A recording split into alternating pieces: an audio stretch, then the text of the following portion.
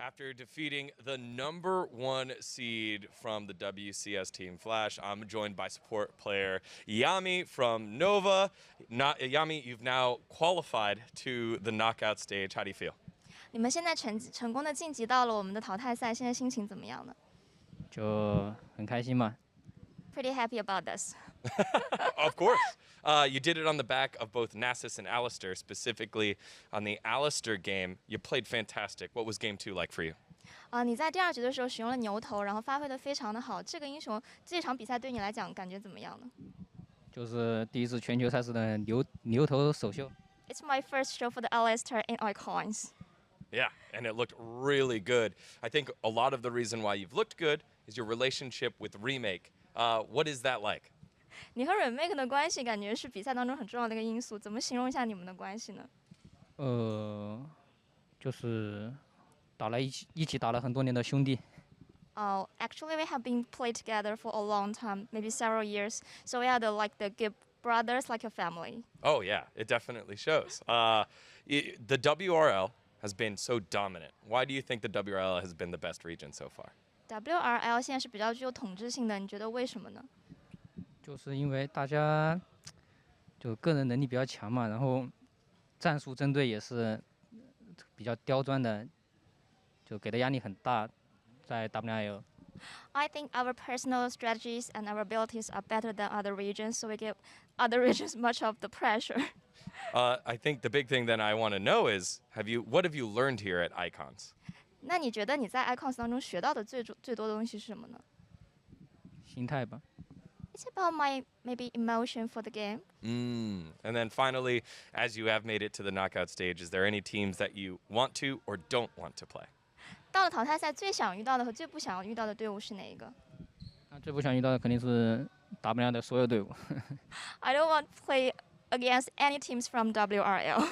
I think everyone feels that way right now. Again, thank you so much, Yami. Thank you for the translations. All right, we'll send it back to you, Mika.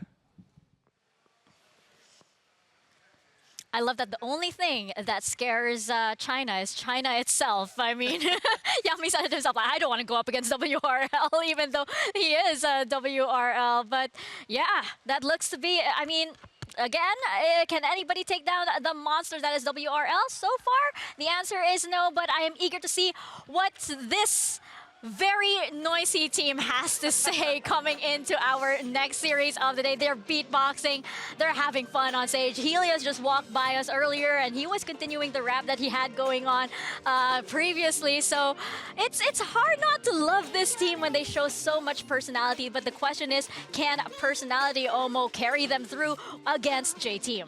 Well, personality out of game is one thing, but that reflects in their personality in game as well, and it shows the mindset, the mentality that this team has going into games. They play with nothing to lose, with their hearts on their sleeves, and it shows in their play style.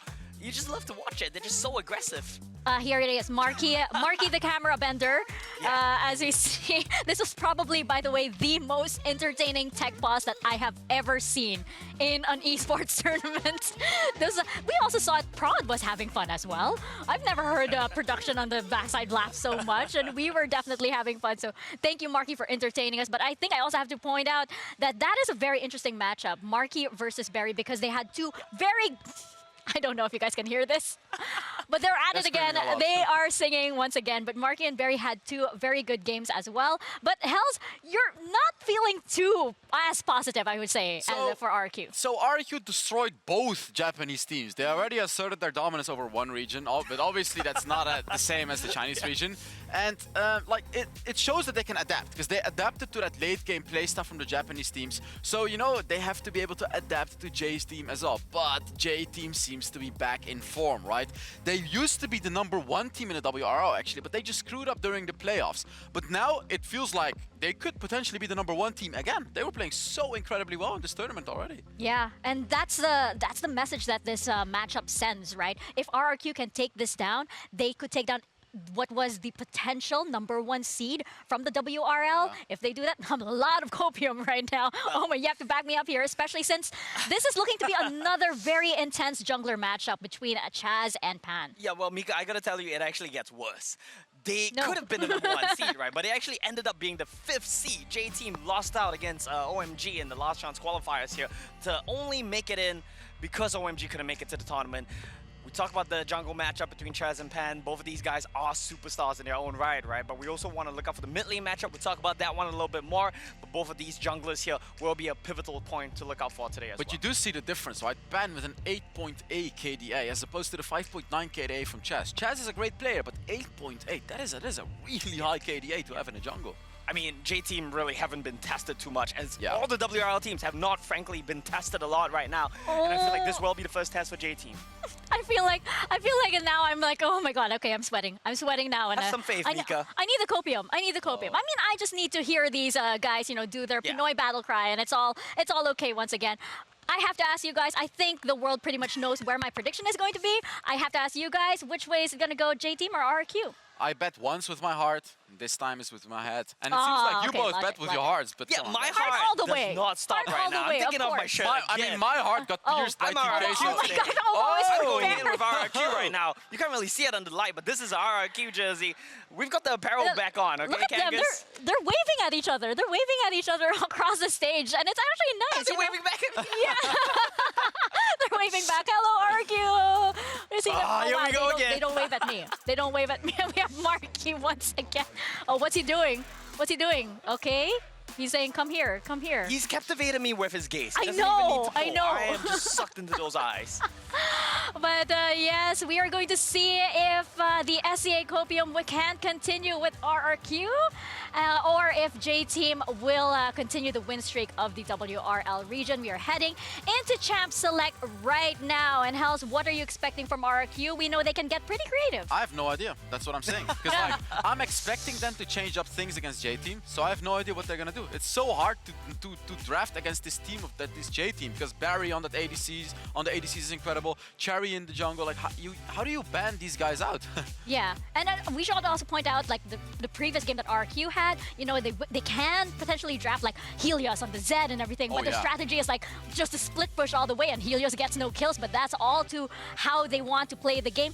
Do you think, Omo, that they could pull off something like that against J-Team? Look, I think both junglers are going to be very important for this matchup, but I think the key is still going to be the mid lane matchup. Helios, who has been, in our books, pretty much the MVP of RRQ so far, the entire Icons, and Pan, who was the highest MVP collecting player on the side of J-Team. Man, that was a mouthful. He had the most MVPs for J-Team in the regional stage of the WRL, 6 MVPs throughout the tournament as well. He plays the Riven mid, he plays the flashy champions. I think that this mid lane matchup will really come down to these two guys and how they pop off. And talking about flashy champions, the Z, of course, for Helios.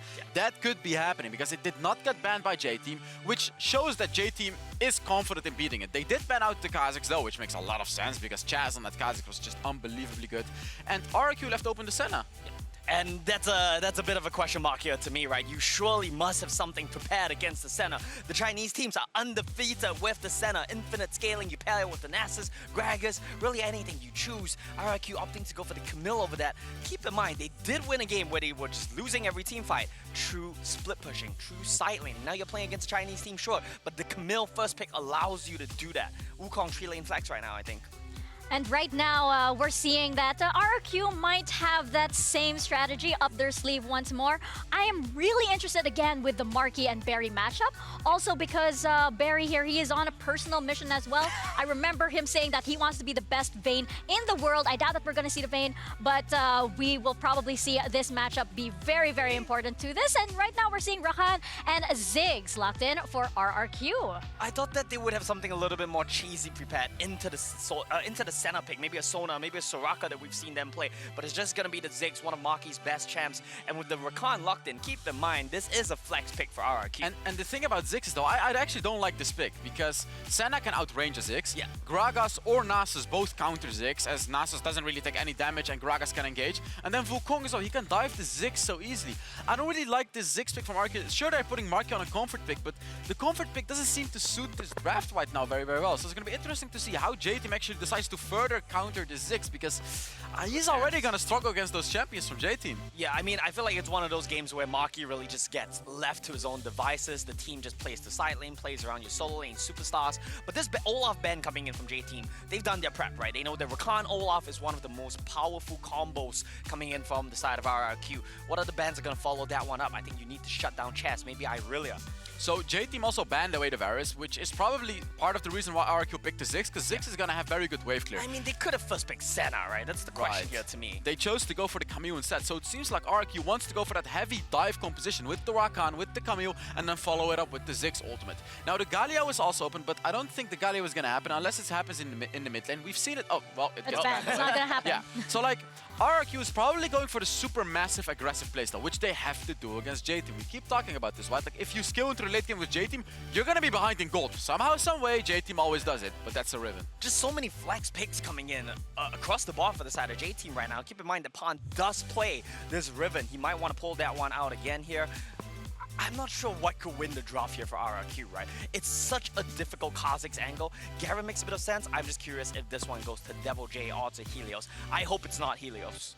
Well, with Marky doing his special hand signs over there, it appears as though RRQ are up to something. And I just want to point out as well, RRQ did mention that, you know, they're really just having fun here. And they don't know when an opportunity like this is going to happen again. I believe that is what one of their coaches mentioned. That's why you hear them shouting and rapping and feeling good on stage. But Hells, are you feeling good about this from RRQ right now? I'm not. I am not either, because like they picked the Jace, and if they don't snowball in the early game, yet again, like what are they going to do in the late game? And here there is Delusion as well. He's going to do incredibly well on the side lane, in the mid lane. He can 1 versus 1 so easily, and all the champs of J-Team hard counter the Ziggs. I don't see it happen. I just pray that this is not going to be a Jace jungle for Chaz again. I think the best case scenario right now, you get a Camille on Chaz, and he tries to make something happen there. I'm very skeptical about this draft from the side of RRQ. I feel like they don't have many win conditions. We said potentially side laning could be a win condition, but then the rest of the picks don't quite play to that. J-Team have more firepower, they have more scaling, they have more team fighting, CC, everything, and I think that this just looks like a J-Team draft. Yeah, I agree. Well, we are going to see if SEA can indeed be the first region to take down a WRL team. We'll send it over to Kangas and Riku and see how much copium they're on. I don't know, Riku. How much copium are you on? A lot. A lot, I'll okay. leave it at that, a lot. All right, we have excessive amount of copium over here at the caster desk. Couple fun things to note from that J-Team. Going for the Lucian later in the draft. We've seen it picked up very early throughout play-ins. This thing's rocking 23 picks and a 26.09% win rate. Yeah, the Lucian has not been performing, but J-Team are like, no, let's show you how to play it. Yeah. It felt like the Lucian isn't a Wild Rift draft, like an in-game, right, sorry. It's not an in-game pick, but more like a draft pick to deter a bunch of scary things like the Vayne or the Kai'Sa. But it doesn't change the fact that it's, just as you mentioned, Kangas, a 26% win rate, so that's going to add into the copium, huh? Yeah, so if you're an RRQ fan, you're looking at the numbers like, all right, we have a 75% chance, or 73.891% chance to win this game. There we go. Quick math. Good job. Broadcast. But we are into game. RRQ versus JT. Round 2 fight between SEA and China representatives to see who will join Team Nova in the knockout stage. Very aggressive Dawn removing the Scryer's orb immediately, the plant. And again, WRL style, top and jungle, hello, that's the Wukong and the Riven. And one of the awkward things about some of the combos that we saw earlier, like the Jace and the Olaf, is that you don't have CC. Look at Cherry and Dawn. They're playing champions that have self-setup and a lot of damage to contribute. But Devil J's and a Garen! Your job is to not die, so that is the light at the end of the tunnel for me in the early game. And he's winning the early game, He too. So is. Devil J actually winning these trades. Ignite, There's the Ignite. That's very used by Dawn. Going in for the all-in. Silence. Devil J survives it. That's a crucial moment in the Garen versus Riven matchup, trading the summoner spells. Oh, but look at bottom lane, though. Marky getting a lot of hurt here. And you're right, it is a trade of summoner spells. This is looking really good so far for Devil J. And what I'm curious to see is now how does Chaz and Helios propel into this game? Because again, there's a lot of pressure onto these two players to carry, because Marky is going to be on a poking champion. He's going to shine later on during Elder Drake fights. And we've seen Chaz and Helios, the dangerous duo, the best mid and jungle duo we have from the WCS here now against the WRL. J-Team are the 5th seed. On the carry champs that they could use. Yep. They can get those leads, but Marky, don't make it hard for Oh. Flash engage coming in from DY. That was aggressive from J-Team. DY deep in Chaz enemy though. territory, will trade kills. Chaz makes it a 1-for-1. I swear, DY is so scary to go up against in a 2v2 lane. He will pull the trigger at the time that you least expect it.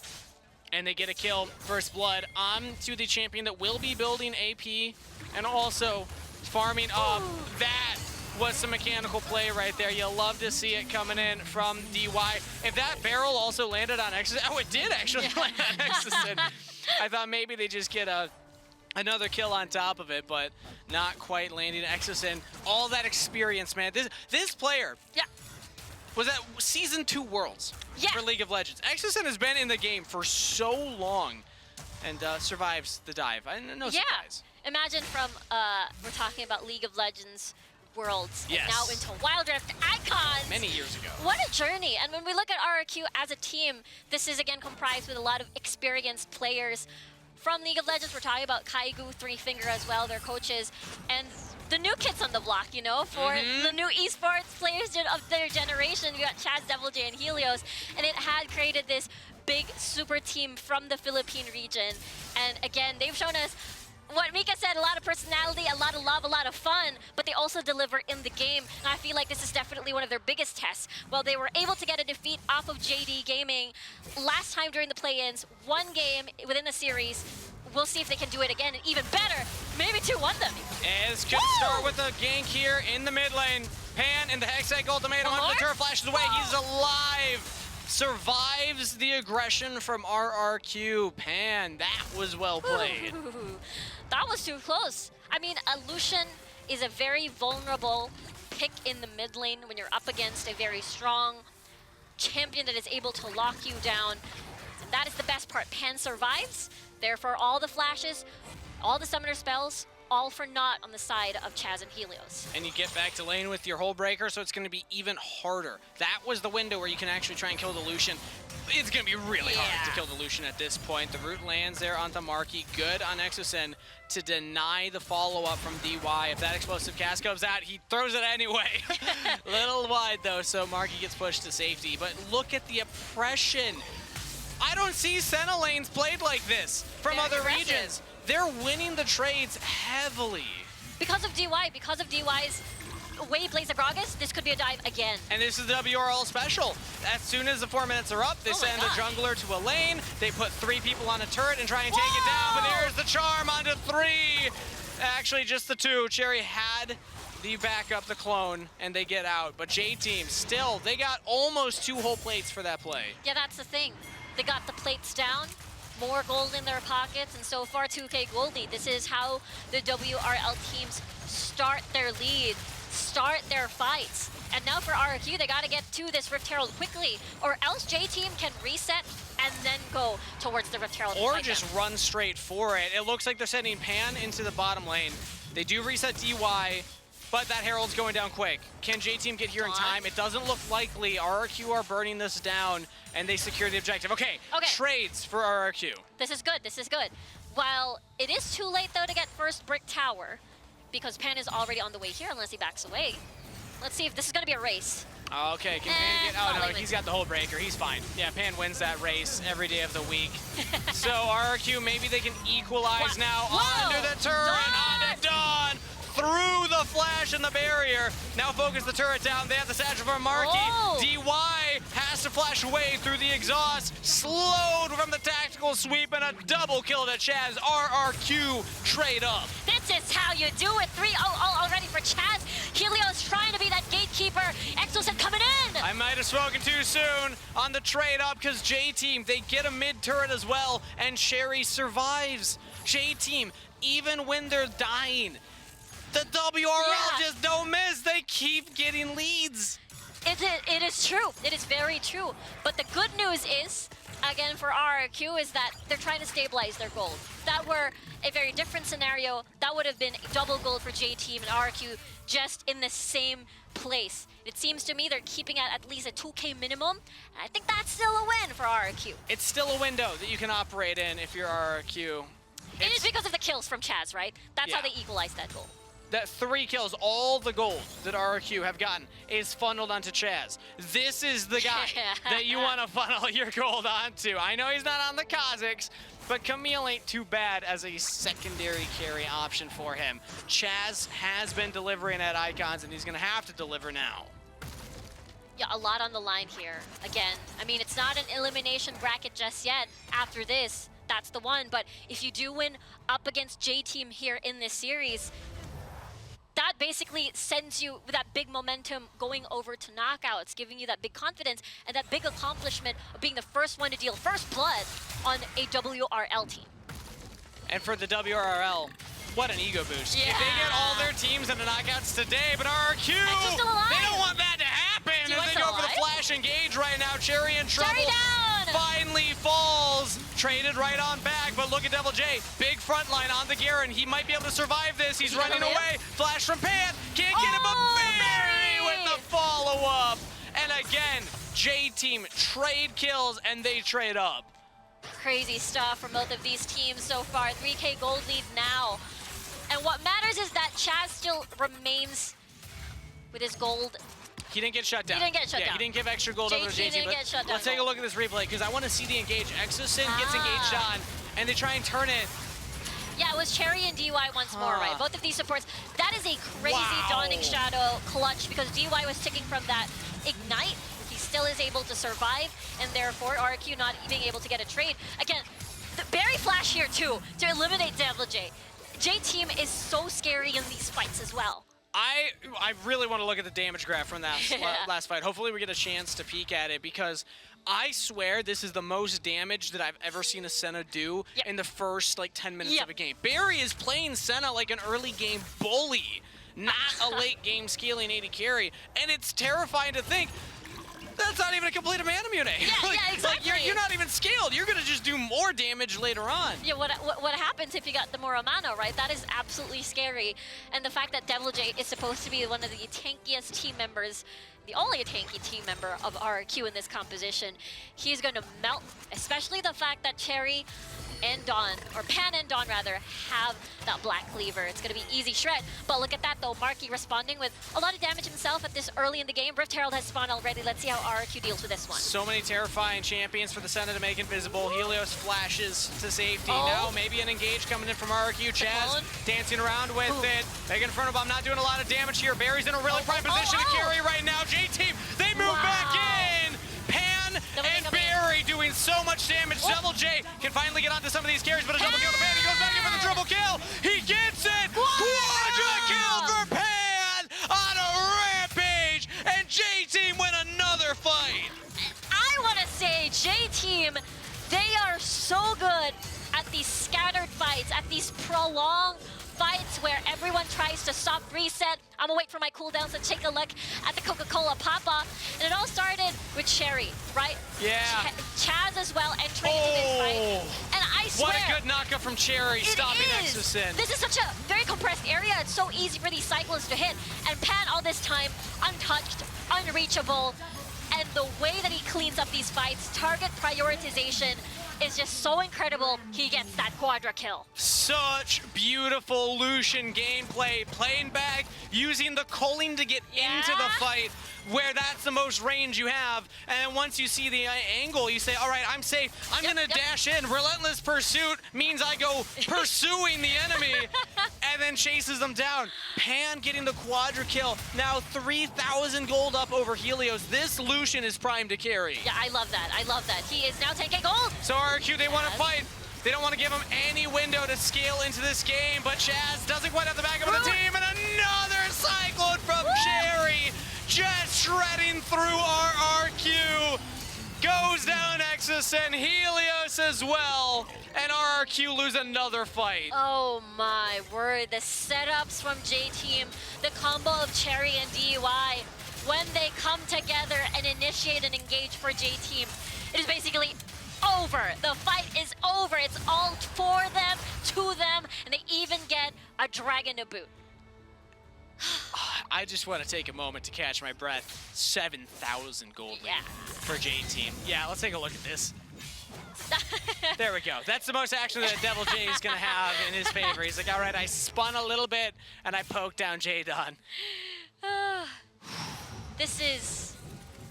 One thing that I gotta say, though, I know copium is real, is that we've seen There's RRQ... going to be a lot of copium that you're throwing at me. I don't know about this one. Okay. At the intro, at the introduction of play-ins, when we were talking about RRQ, they break the games, they break the rules of Wild Rift, rather. Yes. They steal Barons, they steal Elders, and they take back the game. Marky, flashing out. That's step one of taking back the game. Yeah. Trade Ziggs Flash for Ribbon. It's all going into the game plan. Exactly. RRQ know exactly what they're doing. Trading the bottom tier or outer turret for the tier 2 in the mid. Again, they even dropped the Herald. This is going to be an inhibitor push. You got to get back, Devil J. I guess they just give the inhib? We'll see. They have wave clear. They've got the Ziggs. Oh, Chaz is going in right onto Barry. JT are actually split. They don't have Cherry here. This could be huge for RRQ. Whoa. Cherry even pushed back, but Exison goes down. The follow-up wasn't there for RRQ. Chaz is still trying, though. Hook shot in just to clear the wave, but that was the potential window.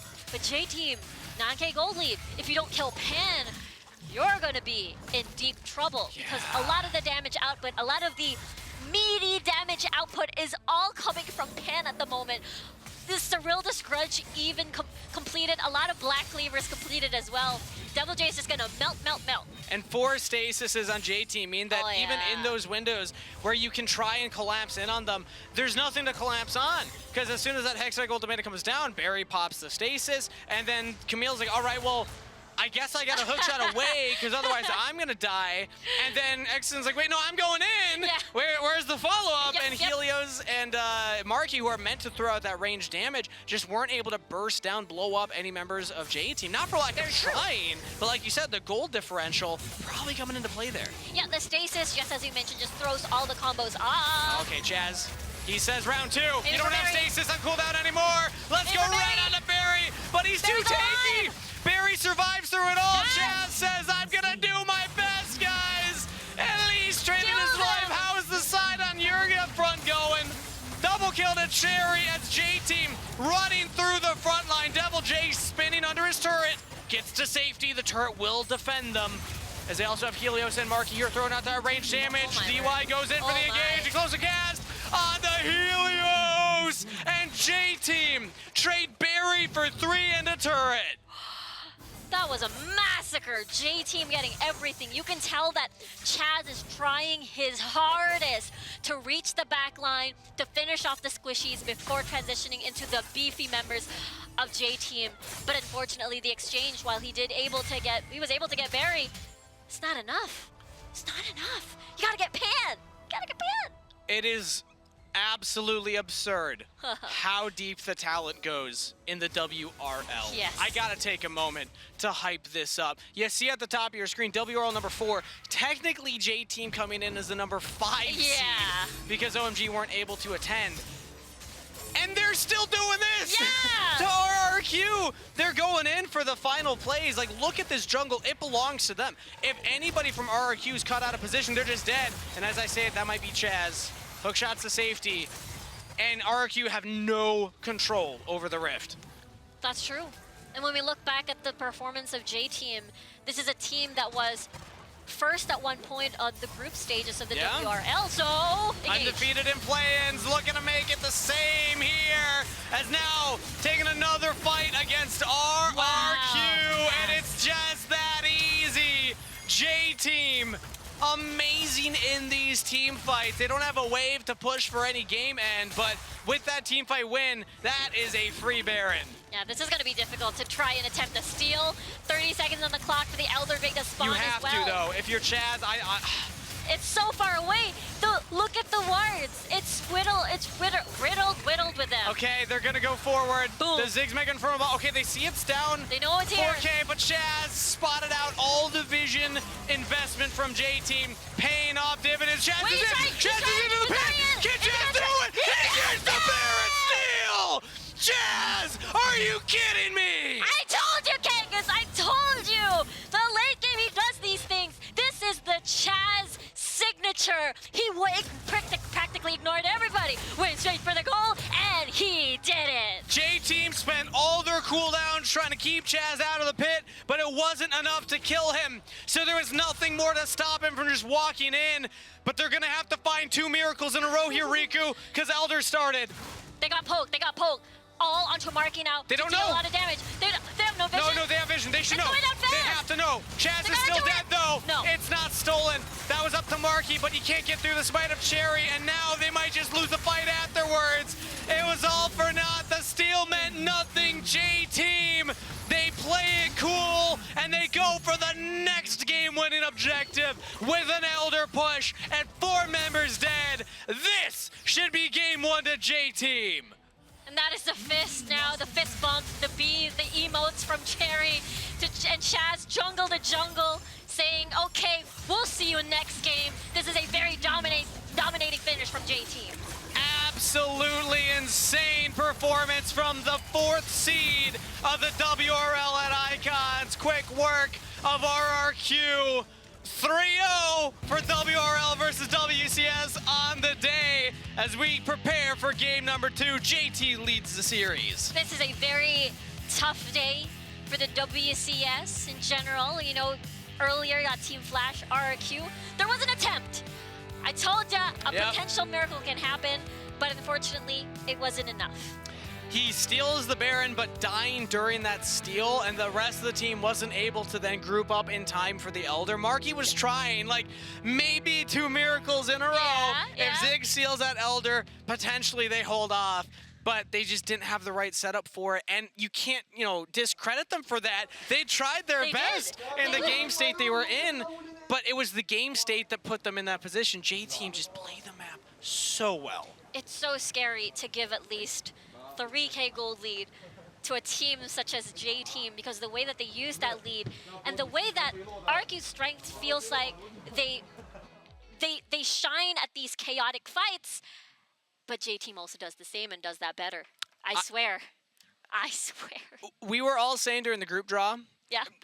as an unabashed, biased North American caster, I was like, Immortals, let's get J-Team. Let's get J-Team. I don't think it would have mattered at this point. But let's hear what Mika and the rest of the analysts have to say here, because the number 4 seed for the WRL just took game 1 of the series against RRQ.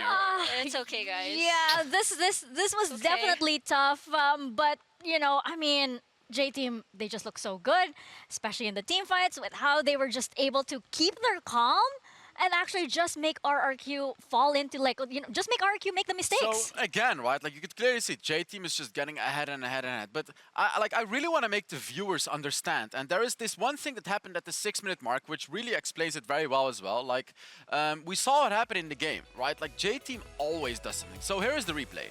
And what happened is RRQ got a kill on the top lane, right? They killed the Baron later. They killed Dawn. But it doesn't matter. J-Team just takes the entire mid lane turret, and plays like these, this is what accumulates the gold count. RRQ was never ever able to take a win without taking an L on the opposite side of the map. That's what the WRL teams do so well, right? The WCS likes to trade objectives, they do it well, but the WRL just does it better than you. And when you're playing against a team that plays like you do, but better, it can get brutal like that. And there was never a moment that game where it felt like J-Team were not trying to actively do something to push their edge. Right now we're seeing, of course, earlier when we saw the clip, we saw a little bit more of a subdued RRQ, but right now in happier times, we can see Helios, you know, trading hellos and stuff with J-Team. But Omo, you mentioned also how the Jace pick was a little bit, I mean, you guys were a little bit uncomfortable with it. Yeah, I mean, it's not a pick which they've played in the past. I think playing against WRL, you don't want to play picks that are on a timer because they're so good at the early game. Like we said, J-Team were never not trying to make a proactive play somewhere on the map, which is a change of pace from how they played in play-ins, where they liked the Jax, where they like to play scaling. In the group stages, they've really turned it on a notch, and I think when you play against them, I think team fighting is the way to go. I think you can't be giving up the center. I think you can't be fixated with picks like Jace because it will come back to hurt you. And put Helios on the Zed. I mean, I want to see him play Zed into this team, right? Like, get those catches, force the flashes, force the stasis and chance before every single fight. That's what RRQ has to do. So, unfortunately, Jace pick, I believe he went 0-6. It just doesn't work. He picked it last as well. Late game, you're useless. Early game, you're not really going to be able to do much because J-Team is just so incredibly well at playing that early game. I mean, it just feels like you can't do anything at this point. Yeah, and you could tell that it really wasn't the pace that RRQ was comfortable playing as well, because we did see, you know, as the game progressed, they were starting to fall out of sync a little bit. Then they started making more and more mistakes. And J-Team, they had their number, and they managed to just take the you know, snowball and, you know, just keep on going. This series of events from Pan right here, this is just mechanics max coming in from J-Team. And even when RRQ don't win games, even when they lose games, even when they don't look good, how often do you say RRQ got out-mechanicked? Yeah. Pretty rarely, right? Well, J-Team just they did here, because there were they did here. So there were a few moments where Chaz, for example, he missed his flash second ability combo. That's like, you know, as in like he missed hitting it on the outer edge. Those are the types of things J-Team punishes, because there was actually an instance in the game where Chaz wasn't able to get a kill just because of that one thing. And then J-Team, on the other hand, they don't fail that. Like, you don't see those types of mistakes on them, or like very, very rarely. So it's just, you gotta be lucky to win against these Chinese teams. You're never gonna outdo them. That's honestly what it feels like right now. And that's where it feels like, you know, down to the mathematics of everything. These WRL teams, these Chinese teams, have it, you know, have it all planned. And you're absolutely right, Hels. They don't make mistakes like that. They have, this is, we're cheering, we're happy. This happier times that we're seeing right now. Because we know it doesn't really mean anything. We were cheering for that one little Baron steal. Yeah. Like, basically, when a turret got taken, when one kill went to the SEA teams, you would see us screaming all the way at the back there. Because like you would hear me and Riku screaming too. Those were the only types of plays we saw happen against the WRL teams. Exactly. Look, I mean, again, man, just brutal, right? Chinese teams, when they get a lead, they really just run away with it. I want to bring up a little fun fact here. Mika, I love that you talked about mathematics. I have a statistic for you guys. We got a tweet from this guy called Subsidized on Twitter. Thanks to you. Shout out for the math here. Do you know that at international global events for Wild Rift, the WRL is 23-1. If they win this series, they will be 23-1. And you want to guess what the one loss was? What? A Chinese team losing to another Chinese team. Of course. That's the only. So if you don't count that, 23-0. That is the only, I mean, the only thing that can defeat China is China itself. That is unbelievable. So, like, we know this is true, but when you hear it like that... When it's all laid out in front of you, it really shows how crazy good these teams are. Yeah, and you can really see this. You know, this is quite interesting because we see Marky leading with the damage, but you can tell that it just wasn't enough. I mean, you know, Hells, we did see like how they were really out-mechanicked, which is, you know, kind of difficult with a team with our RRQ, and the fact that J-Team just managed to do that without even, you know, stressing themselves out too much. I mean, we keep talking about this. We have yet to see the Chinese team sweat. It's not. I don't think it's gonna happen up until they face each other. Like, honestly, like at this point, we can clearly say, you know, Chinese teams, rest of the world. Like, whatever happens here, the Chinese teams don't care. They really don't seem to care about it. They just play their game, they win the game, and you know, they're like he said it himself as well, right? I believe Long said it. We're only scared of the WRL teams. Yeah, he said he doesn't want to play against a WRL team, but right now we have a quote here from Three Finger, one of the coaches of RRQ, and he's just explaining basically why RRQ have been rapping and beatboxing and just jumping all over the place because they're having so much fun here in Icons because they're living every moment here. And I think that's quite a beautiful statement to make. They never know if we will ever experience this again, so we might as well have fun while we do our best. And I think, of course, RRQ can look back in every single moment, whether or not they do take this victory with no regrets, because they do know that they really are doing their best here. Yeah, definitely. And it's also the best approach to go into these games, because we've seen some teams lose super hard.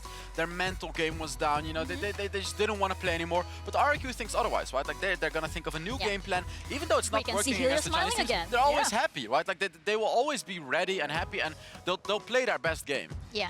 Hopefully for RRQ, we see them still try to play their best game here. The last time against JDG, they lost game 1 and they still managed an insane comeback in game 2. Hopefully RRQ still have the mental fortitude here today because in the past They do. in the past they've struggled with it. So hopefully it's a new side of RRQ here at Icons. That's Yeah. right. It And feels like they got buffed on the stage, to be honest, Yeah. because they just met each other. You know, when one guy is beatboxing, they're all singing. Like, these guys actually get a stage buff. Like you said, they did struggle from home, but now they have each other, they're cheering each other up, and it feels like they're not struggling with it as much on stage. Look, hopefully that was just warm-up for them. We've been talking about warm-ups all day, and I feel like Kangas, man, has been doing warm-ups even here while casting the games. while oh. Look at that! How do you rate his form there, Mika? Judge Oh the my form of gosh. that one. Oh, well, I think Kangas is just super strong. I said it before. He is so strong. I don't think I can challenge it. I was like, okay, I feel competitive now. I'm going to do that too on stage. But I'm like, I'm had just to not prove going it. to do that. I'm just going to throw it over to you guys. I had to prove it, Mika. I made the statement live on broadcast, so that was Yep. backing it up. And But I'm like, yeah, me doing a little warm up. I don't think warmed RRQ enough up for that game number 1 though, right there, as they did fall to the 4th seed from the WRLJ team, Yeah.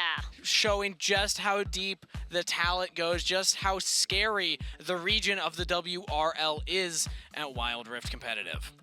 And that is, you know, going back again to what EXO said when they did the interview after the series against JD Gaming, is that yes, we know the WRL teams are fast, but not this fast.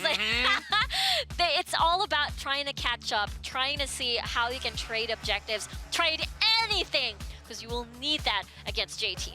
Every time RRQ goes for a play, at the end of the play, you can look at the gold graph. Even if RRQ accomplish what they were trying to do, Yep. the gold moved forward for J Team. I know. I was like, how is this even possible? It's crazy. It's crazy how J Team is able to find something, anything, and that will propel them further into that game. And now we're looking at the bans here. Varus and Karma. Karma finally out. The question for me is, how does RRQ pivot? A lot of the issue that we've seen, honestly, even in the first series too. Yeah. When we see SEA drafting these long-range comps, things like the Ziggs Jace combos. First of all, I'm just not convinced by the Jace in general. Yeah. I think I'll have to check. I actually don't know the stats offhand. It's got to be close to 0% win rate. Yeah. It's been played a couple times, and I've not, in my memory, have not seen it win yet. Pivot away. Don't go for these poke style. Instead, go for more team fight style. Go for big AoE knockups. Go for the Wukongs. I mean, they're banning it out Yes. here. So maybe that's another avenue, is to take those tools away from J Team, but you need more punch packed in these fights. For sure. I like this Wukong ban because Wukong is literally Oh. the mechanics killer. Oh my word. Okay, I'll finish the Wukong thing first because Okay. the reason why Wukong is incredibly strong in the meta, not only really good for trading topside, not only an amazing engage, but also the fact that when you dash in, Cyclone is going to get activated. It just ruins your combo all in all. But Lucian, again, from Let's Ant. talk about the champion that was picked, because like, when I went into the last game, I was like 26.09% win rate. Out of 23 games played, Lucian did not impress me. But- Hands Lucian, though. Yeah. That was sick. And they still have the Senna. So they're going right back, run it back. I mean, RRQ, at least they're adapting. Chaz on the Lee Sin, really exciting to see. They also have the Singed. So we have something new for RRQ. But J Team, I mean, I don't hate it if they just run it back. Okay, not the Gragas because I was banned, but the Galio is still up. This is crazy, right? We're seeing Chaz on a champion that is able to propel the side lanes, propel Helios, propel Devil J. I like this pick. Okay, I've never seen Helios pick Singed ever from the WCS. He only plays Interesting. Rakan mid. Only Rakan mid for that utility. Everything else, solid carries, something that has damage, something that has, again, play make. But this one is a completely new look for RRQ now that they picked up the Singe. They also get the Yuumi with the Singe, which is a really scary combo. Yep. The Singe plus Yuumi, you can catch out pretty much anybody in a side lane. You're so fast, you can isolate that one member and lock them down. But the Galio Senna throws a wrench in that plan. Both of them can back up a player in a side lane. And if this isn't the style that RRQ have been winning with, or even known to play at all, this is a surprise. Yeah, this is a complete pivot from our usual. Yuumi, though, being picked up by RRQ, so I'm excited to see what's the pair here because you do have the delivery. Marky's Chaz. like, wait for this next pick. Wait for this next lock-in. You're not ready for this. Yeah. You're not ready for this one. Check this That's out. his expression. Like, wait for it. Oh, no! Oh, it's a Jace! It's a surprise, but it's like not a happy surprise from your expression, King. Is because understandable. When a Jace is put behind, it's really hard to catch up. You cannot contribute anything at all as a Jace here. So now I'm curious if this is a Singed Devil J, because again, Helios does not play tanks except Rakan in the mid lane. That's a good point, because then where does everybody else go? Singe in the Baron lane sounds very different in the early game impact than Singe in the mid lane. And J-Team, they got a mix of scaling and a lot of early game. Olaf, Lucian, they can control a lot of the Rift. Yeah, don't let that Senna pick fool you. This is an early to mid-game composition from J-Team. Checking RRQ, saying you have a Lee Sin. We're gonna wait a minute. Saya? Yumi? This is a Korean, like we've seen this from the WCK, which is a Zaya into a Yumi. And I don't want to celebrate or be in dismay just yet if that's a Helios Singe or that's a Jace, a Helios. Jace. Oh, wait. Wait, we're not sure. We'll see. We'll see. When we dive into As of right now, draft. yeah, we'll wait till we get into the game. I do want to say though, I was way off on the Jace win percentage. He's actually got like a 55% win rate. I just checked. Not too bad. So he has been played quite a lot actually. I definitely, maybe I'm just so focused on the way NA played him that has biased me to an extreme. I understand. Still, all the points that I have been making about him, I still will stand behind. I'm not the biggest fan of it overall. Maybe RRQ can make it work this time around. Maybe SEA can make it work this time into the WRL. But it's going to be tough because I am really liking what J-Team put together here. It is scary because you have the Galio, means you have the answer to the Yumi final chapter magic damage. You have that magic shield and that big knock-up setup, which just enables DY to do DY things of enabling that big 2v2, killing you in that 2v2 without the assistance of Cherry at all. And I'm hoping that they go for the full AP Yumi. I'm a believer. I hope so too. I've been convinced. You want to go full AP. RRQ versus J-Team. Game 2 fight as we're loaded on to the Rift with SEA on the verge of not picking up a win against the WRL today. I cannot believe this. Okay, so Helios is really on the Singed. And the reason why I cannot believe it, because while he was on Rakan, and he can play Rakan, he was playing it full AP. He can use it aggressively and kill people. But as a Singe, you set up for people, which is a completely different thing. And the bigger thing is on J-Team's side, for me, Lucian lane swapped into the Baron lane. Pan on the Garen here. So it's the Lucian versus Jace, and look at what already happened at the level 1. Like, Lucian can heavily outtrade a Jace in the early levels, and even level 2 might even just be able to go in for a kill. So Devil Jace resetting already. This is basically RRQ saying, we can match your top jungle. We are going to do top jungle too, despite, air quote, giving up what has worked in the past since WCS Philippines, which is the Chaz and Helios dangerous duo. Hey, what did you say, Riku? What did I say? RRQ, I said a lot of things. Yeah, you have. But specifically, RRQ changed the rules of Wild Rift. Yeah. One of the rules that they changed is maybe, hey, we will surprise you in Pick a Man. We'll grab things that there's no way you would have scouted us to play. Yeah, it's true. That is true. Let's see if it works. Might be still top jungle with this play, potentially. Okay. No?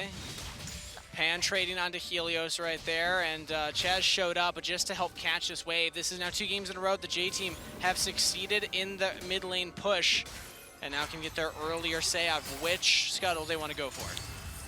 I want to talk about this bot lane a little bit now, because this is something that we haven't seen before from RRQ, but we've seen from teams like Kwangdong Freaks, which, you know, it was a Yasuo in the mid lane. But the concept is still basically the same. Wombo combo, Featherstorm into final chapter, long route, rooting you forever, and then killing people. That's the style that RRQ is going to go for. But again, Look at You know Pan. the style of J-Team. It is camp top lane. Yeah. Make plays early onto Devil J as now DY also goes in onto Marky. Marky all Exosin alone. went for the Chaz reset. coming in. Chaz is here. Barry trying to get the kill, but Chaz with the Dragon's Rage. Now on a DY as well. That should be 2 kills. DY outplays it. Chaz doesn't die. A double kill to RRQ's jungler. Let's go. That's an amazing start for Chaz, and he's doing it again on this Lee Sin. That was a risky bait done by Marky, by the way. I felt like that was very, very intentional. The way that Chaz went a beeline towards bot lane, the way Marky was pushing forward, not even under tower. That was so risky, RRQ, Yeah. and it paid off. He even got me. I was like, oh, Marky's definitely dead, but he had both summoner spells. He was able to get out of that situation, or at least he had the barrier. I'm not sure if Flash was up, but let's take a look at it again. Yeah, that's a really nice route, right? Like, I felt like Marky wanted to clear the wave and then bait, but Chaz took a risky flash here, made sure to kick Barry off of auto attack range from Marky. Very clean execution. DY wanted to outplay this with a big knockoff, but it's not enough. Chaz spaced that fight so well. Get that Sonic Wave for that last hit. Marky holding that barrier to the last second. That was big, although takes a lot of damage right there. I mean, horror. I know XSN, you get hit by the root, you're like, I'm gonna jump into my AD carry so I don't die. You do carry that. Yep, you got that route down to your friends. Big thing though, Reiku, is RRQ have a gold lead in the early game. I want to focus on that because of this. I don't believe that they had really any lead in game number 1. So this is pretty historical for the day. Of course, this was earlier, even though Chaz got an early 3-kill lead. It was J-Team that was still having that 3K gold lead on the other hand. So this is a huge thing. This is a big deal. Now, how do they transition this lead? They're going to keep going bot lane. Play There into it the is. center before she Final chapter. scales. Oh, they don't get the feather recall route. And, okay, the last chapter does land on DY. Okay. But they get out. J-Team, they weather the storm of the gank, but can they weather the dive? Look at this. There's Helios Helios coming in. as Singed. That's Galley ultimate, but it's stopped with the goop. And a successful dive for RRQ. 4 kills on the board. That was beautiful. The mega adhesive stopping that shield. Are they going to get more kills out of this? I wonder. Pan. Oh, the barrier from Marky keeps him alive. They get the turret. Pan trying to get away. No flash, no ignite, no health bar, and another kill to RRQ. Beautifully done. Not only do they get kills, but they get the tower as well. So that is an even map spate because J-Team got the tower at top side. And it looks like they got a kill on Devil J. That happened off screen, so I didn't notice it. So, okay, gold on Dawn. Dawn's gonna have to carry now on the side of J-Team, and they also go for the Herald. RRQ, they reset. They're not gonna get to the Dragon. So, J-Team, they might actually have a window here where they can look to contest for both objectives. Yeah, I love this so much, but let's take a look at that again. What happened to Devil J? He had to deal with the top jungle duo once more, Dawn and Cherry. Again, it's just Ragnarok, press your ult, hack and slash. If you don't flash kill. that first undertow, that first axe, you're not getting out of that. Yeah, it's really difficult. Now we're looking into a potential big dragon fight, unless they want to keep Oh, killing I Pan. love this. RRQ. Look at how many times Chaz has been on this bottom half of the map. It's got to be about 50% of his game time so far. And it nets RRQ another kill. Overload a side of the map. It's working for the SCA representatives. This is amazing. Let's see how they can defend this though. Marky! Okay, he uses both of his defensive abilities, Flash and the Feather Storm. Herald will charge, doesn't get the turret though. Yeah, they were able to defend. Adhesive from Helios. Looks like they're not going to fight just yet. Waiting for these important... Again, you need that Feather Storm to make sure that you have that the final chapter, rather, ult. I want to say that was good from J-Team. Oh, for sure. I mean, Pan gets picked, but because they pressure mid lane, they don't get the turret, but now they get the setup at the Dragon. Oh, Helios locks down. The final chapter is massive from Exosin. Wow. They get the jungler.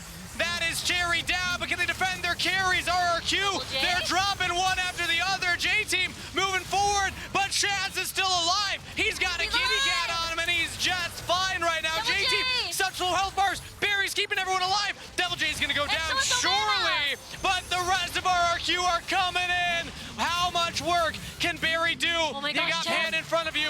Chaz, you gotta get on the center. Out of mana, but can still do a lot with those auto attacks. Barry trying to take the fight. In goes Pan, he's healing up with the Garen passive. Sonic Wave lands. Chaz taking everything he can in this fight, but it's gone so long. Cherry's back. He's got the Ragnarok. Oh, he tries to chase down Chaz, doesn't get him. Even Helios is back. coming in. This is the longest fight in the history of Wild Rift. Ragnarok is timed out. Okay, it looks like no one's gonna. Who got the dragon? No, RRQ got the dragon. They're gonna get Dawn. Are they? Calls the wave. Oh, Oh, that was close. Okay. I didn't even notice the dragon going down in that exchange. We weren't even fighting for anything at the end there. That was objective secured for RRQ. I bet that was. Let's take a look at that replay. It was the longest fight we've ever seen throughout the history of Wild Rift. Maybe not. We'll check the tape. It felt like it. Felt like it. Felt like it. And then the fact that Chaz survives throughout all of this. Existen basically tagged along for so long onto Chaz, kept healing him because Chaz is the most slippery champion out of everyone from RRQ, and therefore he can reposition, heal back, reposition. He even gets the dragon in the end. That's absolutely insane. I was so worried that Existen felt like, okay, are you okay on the mana pool here, Exo said, because this is going for so long. Chaz gets a little bit of that heal, and again, was able to kill Pan. We all know cats have 9 lives. What we didn't realize is they can also share some of those lives with Chaz and a pick onto DY. Domination for Chaz. Let's go. Chaz is 602 right now. Black Double J Cleaver might die. Okay, no, he flashed the wall. He's fine. Good. He's fine. But this is unstoppable. They keep going at it. Pan's trying to survive. That was a really big Dragon's Rage. Colleen comes through. Helios can tank it all up. No problem. Marky's here now to do the damage. They say, all right, Pan, you can escape. We'll give you this one. But we see Lucian in our sights. Dawn goes down. This is insane. This is RRQ getting control and getting everything that they want. It feels like they walk up inside the store and say, hey, I want that one, I want that one. Oh, this one looks pretty. They get every single kill. They get every single thing whenever they engage into a fight. J-Team giving them discount prices right now. RRQ on a spending spree. Now on the Herald here, teleport being used by Dawn. J-Team fancying themselves a fight. They're going in. They want to fight. Pan's pushing them away. Cherry's on it. They got it. Okay, J-Team, well done. Helios, well, Chaz wants to go in. We're just gonna fight over nothing again. There's no objectives on the map. Perfect time to 5v5. It's a lot of respect, though. It just says that RRQ is very aware that the gold lead is not 10K. It is just a 3K gold deficit. And that's the reason why, even though Chaz has been getting all of these kills, they're not still confident with their current fighting power at the moment. RRQ's game plan is just high tempo gaming. Yeah. Don't give the enemy a chance to breathe, don't give them a chance to rest, and definitely don't give them bot turret, because we will dive you every single chance somebody shows there. Yep. This might actually be a turret going over, depending on how much damage this Garen's able to do. No, Helios makes it in time, so Pan can't even take this turret. Cherry's here. I think the J-Team have been conditioned. They've been conditioned. They're like, all right, Pan's showing. We assume RRQ is coming.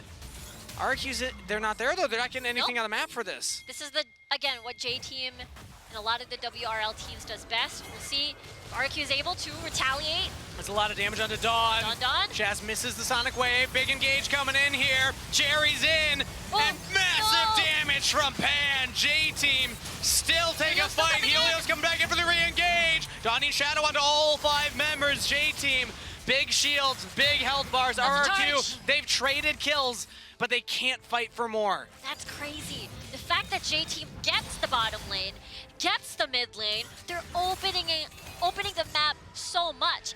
If RRQ loses map control, it's gonna be very difficult to plant deep vision, therefore hard to gain information to do all of these aggressive moves. And now we're gonna have actually something to fight over here soon as the Dragon's coming up. So Dawn unfortunately realizes that Chaz was lying in wait. Chaz and Exosin, deathless between the pair of them. 8-0-14 between the pair of them.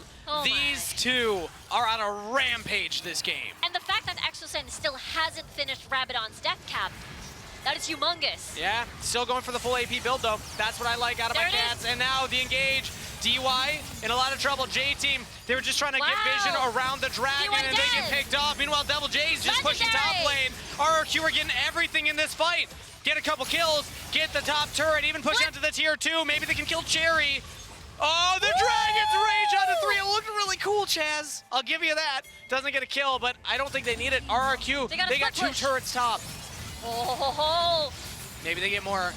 Pan trying to just clear out the another wave, and he's dead. RRQ, Crazy. they're making it happen. SEA are showing up in the top bracket, wanting that spot at knockouts. this is crazy. 9:04 already for Chad. They basically, again, when they enter a fight, they can take everything, they can win everything. And the best part is, all this time, they have been split pushing. Devil J has managed Look to at that remove- damage. That's so much. And it was from Dawn 0 damage because he got picked off at the beginning of the fight under the turret. Yep. Whew. They're getting Dawn every single time. They're like, that's the Lucian. He's the one that can potentially kill everyone. Yeah. Let's remove him immediately and put him on a tight leash. And, you know, it's not the same like Pan Lucian from game number 1. Pan's Lucian, 10 out of 10. Dawn's Lucian so far, 30% off discount prices. RRQ, they're setting up. Wow. That's a really big engage. Eli. Shaz, can he survive this? He's got the stasis. He's got the backup from his team, and he's out of there. But now Helios in the thick of the fight. No one's on Marky yet, but the Coley coming through. Marky almost dies. The burn? Oh, No, I thought he had a dot on him. No, he's fine. He's fine. Okay, good news. No big objective at the moment aside from the Baron. It is risky. And Devil J has been doing a lot of damage in the side lane, so this is really good still from RRQ. This Jace is actually just putting in work, even though he's not on screen.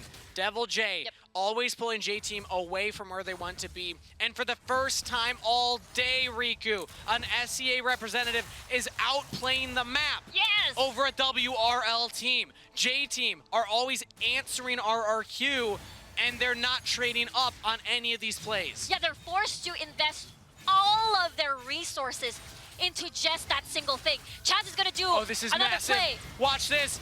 Barry's just stuck. Okay, they kill him. Can they get Pan? Flash away. Now last chapter. Not locking down Garen.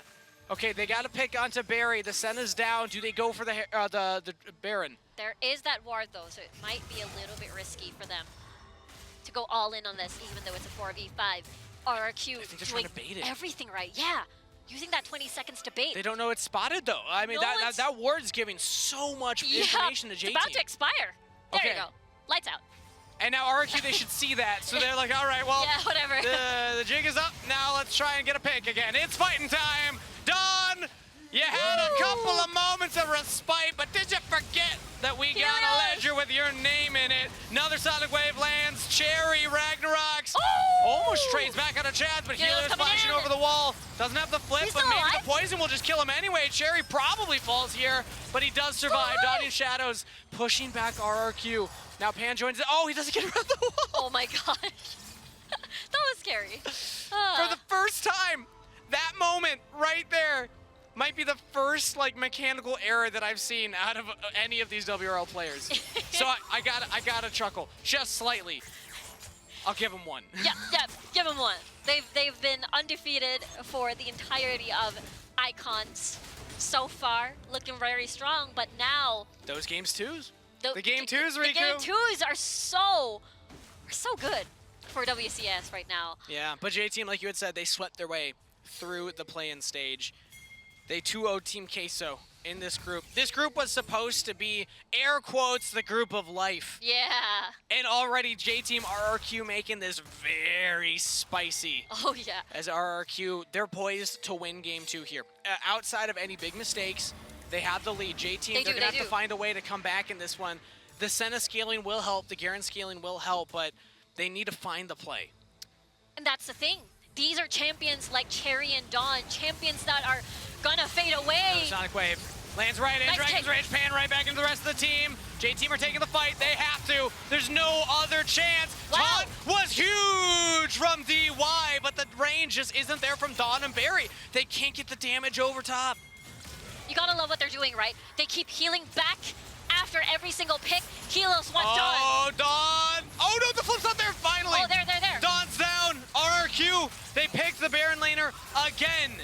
And now with 2 members down, 25 seconds on Pan, 45 on Dawn. Do RRQ go for Baron? No, They're death pushing again. They gotta do this. They gotta do this. Helios is at All they know is violence, and they will choose it every time. Cherry picked off. DY tries to flash to safety, and he's taken out. RRQ are doing it. Pick after pick, kill after kill. Deathless on Chaz and Exosin still. Barry. And they're on Baron. Look at this teleport though. They're Coming gonna in try from Pan. this. It's gonna be Barry with the big frontliner. They had to go away. Okay, RRQ, they're scared. They back off. They have no mana. Exosen has no mana. Helios has no HP. Chaz as well. So this is the right call. Better take care of the lead that you have because we are at a pivotal point of the game where it's that big 50-50 Elder Drake. Whoever gets this will win the game. No matter how RRQ is in the lead, the death timers are going to punish you and can potentially end your lead. And the scaling from J-Team doesn't mean nothing. Barry has 2.5 items. This is not a scaled Senna. This is not a late game Senna that will just 1v5 a fight. And RRQ, they already found Dawn. The Lucian's all alone. RRQ looking to end their loss streak on the day against WRL teams. That pick might just seal the deal. Now they're on the Barry. Tries to flash away Chapter. in the exhaust. Final chapter being used right now. Chaz and Exosit still just popping off. Cherry taken down. Double kill to Chaz. This could be a sweep. This could be an ace. Pan, the only member left alive from J-Team, and he's going to try and catch his mid-wave by time because everyone else from RRQ, they're ending the game on the bottom lane. Pan, he's just, this is accomplishing nothing. It's still going to be the Prime Gaming ace. RRQ strike back.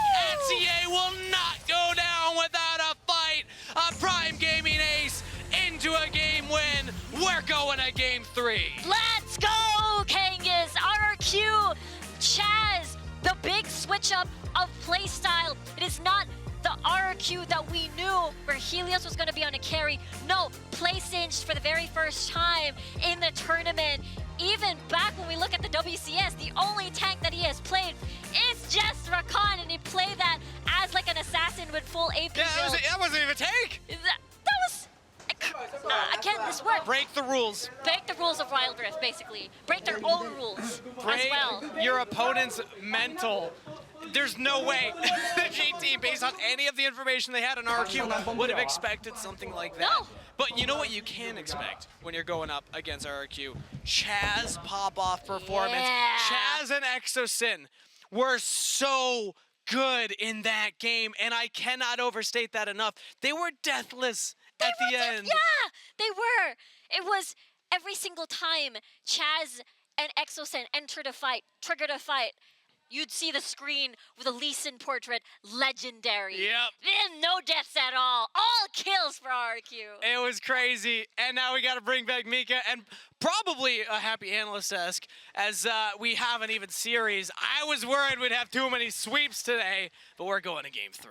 We are going to game 3, although it almost felt like a victory right there with how RRQ played. Hells, we were talking about how RRQ was able to meet a J-Team where they were at by not giving them an opportunity to breathe. Yeah, there you go. This is what you have to do against the WRL teams. RRQ was constantly applying pressure everywhere on the map. They didn't just allow J-Team to get something on the opposite side of the map. They didn't just allow J-Team to get kills on the opposite of the map. RRQ was doing that, and with the Jace, with the Hole Breaker as well, constantly applying pressure while Chaz was ganking the opposite side.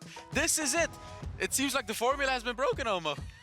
Look, I am very hyped about that performance from RRQ, but I'm gonna be a bit of a party pooper right now, right? Take a look at that game. Take a look at how many team fights RRQ won. Take a look at how many times they outplayed J-Team. And yet the gold lead, it barely moved. It was 2K for so long. J-Team could trade objectives, could force RRQ off objectives, despite playing from behind, despite getting picked, getting killed.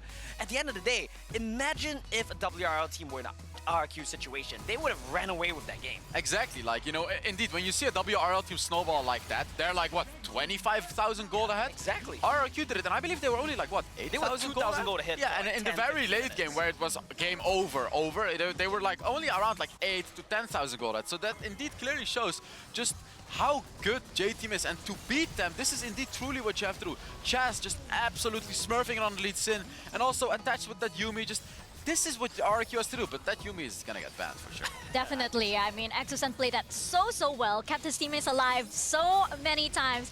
But I have to say, going into Game 3, I'm kind of nervous. You kind of don't want to be up against a J team that's angry, Omo.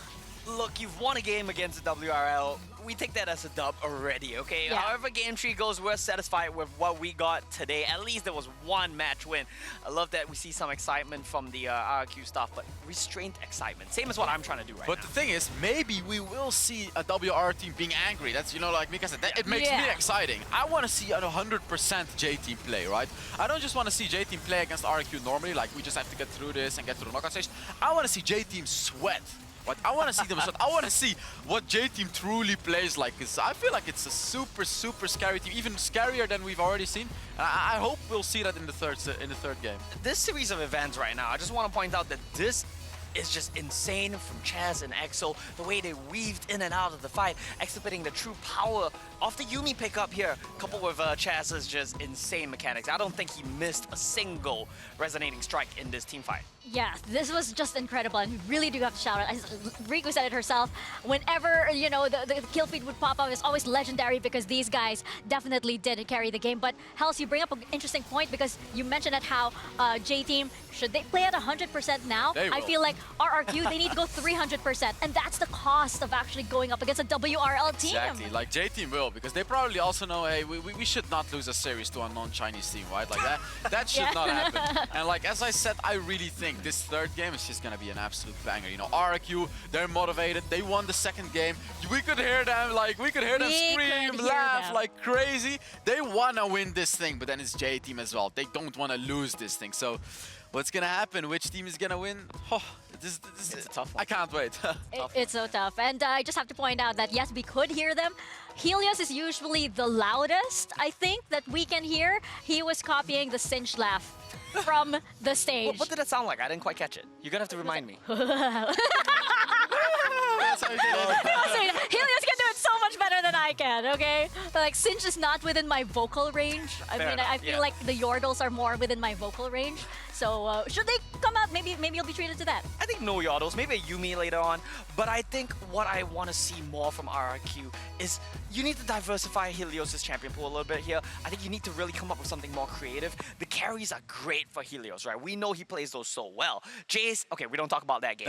But Zed, right? Zed was banned away this game. They don't want to give the red side Zed potential over to Helios. He has been playing more facilitators. I do like that. He's played Garen in the past. Now he's played Cinch. Initially, I was critical of it. But man, look at how he set up Chess for success. Oh, yeah.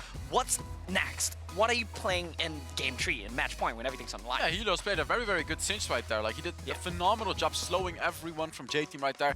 Indeed, setting up Chaz for that Lee Sin. And I want to see him on the Assassins as well. You know, I want to see him on the big magic damage carries. I would like to see what Helios has for us. And here we can see it. Actually at 14,000 gold, which yet again, it's a lot. Don't get me wrong, it's a lot. But if it was J-Team that won like this, it would have been like a 24,000 gold, Yeah. right? Yeah, I mean, if those fights went the way it did for J-Team instead of for RRQ, that game would have been over like that. Yeah. RRQ was styling, putting on such a performance, and still they could barely extend the gold lead because of how well J-Team plays the map, how well they find farm, how well they trade objectives. Yeah, and I just want to point out the partnership again between Chaz and Exosen. We do know that, of course, Exosen was one of the best mid laners in the Philippine region. He did Back in the not day. back in the day. He did not want to play support in the first place. And he really did want to stick to the mid lane. And I love that the mid laner tendencies are coming out in the support role. And that's exactly what you need. If you need Chaz to go in very aggressively, you need that extra support. And I think Exosen, as a support, as a mid lane support, is the exact push that he needs to make these plays. The question is, going into Game 3, sweats a little bit, going into Game 3, are they going to do that same thing? I feel like J-Team is going to read them this time. And I also believe we have a video for us to react to, the analyst desk. I'm curious to see what it's going to be. Well, I mean, Really? What has Prod pulled up from their sleeves this time? Oh, see, I'm hiding behind the Coca-Cola. I'm smart. we're you That's can just me, see the emotion from us. I love how I joined the SCA army right there. You can see me cheer them on as well, right? Oh yeah, okay, there you are, Omo. There you are. I'm Finally camouflaging. joined. Oh, Yeah. I'm out. See, camouflage. Actually, I'm nervous. there I'm you playing go. with my hair, as you can see. Yeah. Is that your tell? When you play with your hair? That's Yeah. when you're nervous. Oh. Oh, Yeah. Yeah. And you were hyped up for that I one. really had to shout it out too. I really had to shout it out. Let's go, mga Lods. Lods is basically how you say. It's a good thing. It's kind of like you idolize the person. Yeah. Yeah. So these are my Loddies on stage right Yeah, now. they're definitely my idols as well. I mean, the Filipino teams have been putting on such a performance every global event, and now RRQ. Whether they win this, whether they lose this, it doesn't matter to me. I have faith that they will win this, but even if they lose this, what a performance from them. You have to call them Loddies. Lodies. Yeah. You have to call them Loddies. Yeah. Lodis? Yeah. Okay, That's it. Yeah, I think there's also one more that I know, which is Laban RRQ. Yes, That's the one. definitely. RRQ indeed knows how to put on a fight. But as we head into game number 3, now suddenly it's... I was gonna say now suddenly it's pretty serious, and then they start cheering. Yeah. They start cheering once again. There we go, the beatboxing. They're beatboxing once more. They're beatboxing once again. They're having Yeah, so much fun, and I genuinely believe RRQ could potentially take another game, but Oh, you have Exo's getting in on Exosen. it. You have Exosen That's joining this rare. time. Yeah. Usually the so-called kuya of the group, the older brother who takes care of everybody, as we just saw in that game too, taking care of everybody, will usually be a bit more reserved. But now they have him joining on the battle cry, the beatboxing battle cry here. And as we go into game number 3, I'm really curious as to what RRQ have up their sleeves up against a potentially very angry J they team. need to have something up their sleeves. Because, yeah, we know J-Team is angry. We know J-Team is going to come up with some crazy picks. And now the question is RRQ going to come up with even crazier picks? Very likely J-Team is going to ban that Yuumi. They're going to ban that Kha'Zix again. The question is, are they going to ban the Lee Sin as well again? Because Chaz, all that Lee Sin was insane. I think in game 1, I forgot who it was, but one of the teams did ban away the Lee Sin. So I doubt we'll see it here in the game tree. It will be a very contested pick. I think if you put yourself into the minds of both of these teams right now, from the side of J Team, something that's been very successful for them in the past, playing scaling, something like the Jax jungle in game 3 with the potential to qualify in the playoffs right now on the line in this game. I think you default back to that. But for RRQ, I think you just go all in, just double down on aggression, just go fast. Definitely. And right now, heading into Champ Select for game number 3 between RRQ Let's go. and J-Team. Potentially the first time that a WRL team will fall, or possibly the same story. You can't say that. I First time believe ever I as am well, on right? so much copium right now. I am on so much copium right now. I will probably join the boys in their beatboxing round. But yes, we are heading into game number 3. And right now, we see the Senna. Good Finally, we see Finally. the Senna banned. Is this a good thing? Is this a good thing now great. for RQ? Yeah, Senna needs to get banned. This is like a late game monster. Although RRQ was actually able to deal with it last game with the Lee Sin. But I think RRQ, oh, actually they banned Yeah, the so Lee I Sin. believe it was RRQ that did ban the Lee Sin in game 1. Probably don't want to first pick that one. the They Yuumi value ban. other picks higher. Yuumi has to be gone here. I think that's a fair choice as well. RRQ, the thing to me that's a bit odd right now is Senna's potential first pick, Lee's potential first pick. We know you play both of these champions. Why are you opting to ban it away here? What's higher prio? Don't tell me it's Camille again, because I'm not sold on that one. Yeah, same. As we see Kaigu hovering over his players, right? And Marky telling the camera, hey, you're still on my side, right? I love how during the draft, it's like game 3, Marky still has time to connect with the audience right there. There's a very simple reason for that, Mika. Maki's role in the draft is very simple. Kaigu asked him, do you want Senna here or do you want Varus? Okay, I feel like maybe Ziggs today, right? It's just the same 2 champions. He played out the Zaya last game, but other than that, his role on the team is pretty set. He's Yeah. chilling. And J-Team also banned the Singed, and there's the Camille that you were talking about. RRQ seems to prioritize the Camille again. Didn't really work out the first game, but it may work out this game. The idea is always good with Camille, right? You engage, you turret dive, you follow up with that, but the question is RRQ going to be able to draft an aggressive enough composition to follow that through? We'll have to see. I think Ziggs is still a possibility here. Varus is still a possibility here. Wow, look at the inside. There's a Kha'Zix picked away from Chaz as well. And the Chazix is gone. And it seems like J-Team are the team this time that goes in on the aggression. Both of these champions do have scaling potential, but Kha'Zix, the level 5, level 6 timings, that's when you really get to start making plays around the map. Yeah, it's gonna be interesting to see what they have planned for Chaz this time. But I think they probably should have anticipated that. Yeah, they know this was that they would have said goodbye to the Kazakhs. Yeah, What's your definitely. answer here? Oh, there's a Jax. Okay, so RRQ are playing scaling. But that's a bit RRQ. dangerous when you're up against Cherry on that Kazakhs, because the matchup between Kazakhs and Jax is Jax outskills Kazakhs. But if Kazakhs is aggressive, he can absolutely dominate Jax in the jungle with invades and everything like that. And that's a Gragas pick from RRQ as well, which is going to probably be just to push away the Riven and the Kazakhs from their lineup. The question now is also, what other picks do you play around the Kazakhs to facilitate him? Shen's an option, Galio's an option. Yeah, we could see any of these come out. But another thing that has me a bit concerned right now is Devil J then likely is playing this Camille into Riven matchup against Dawn, right? Sure, Pawn might play Riven mid, it's still a flex. But if you're playing this, Devil J has been one of the weaker points on the team at times, right? So it's a bit scary to me to see him put in such a high pressure situation. And right now we're seeing the Jace come in for the side of J Team. This was a pick that was not exactly to your liking on the side of RRQ. On the side of J Team though, are they saying basically, no, this is well, they're all this in is on how the you're early gonna game, play. right? They see the Jax and they said, okay, it's our turn to bust open the early game. We will fight fire with fire here. And it's going to be interesting to see how J-Team does that, right? Yeah. RRQ bans away the Ziggs as well.